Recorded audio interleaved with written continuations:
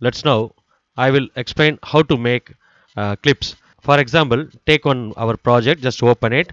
There will be a sequence called reference. In this reference, we have put on the sample clips. For that, you should open your clips.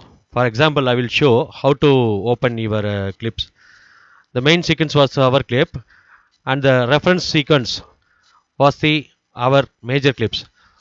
Just open your clip in any folder, import to the bin. Just add a new folder and import your clips to the bin.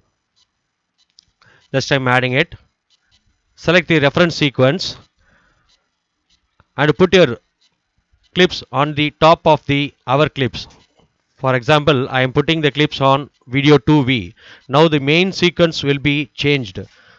Whatever the clips in you put in reference sequence on the top, that will be changed to the main sequence. So there is no need to export clips. Our reference sequence contains 15 clips, boy 5 and couple 5, girl 5.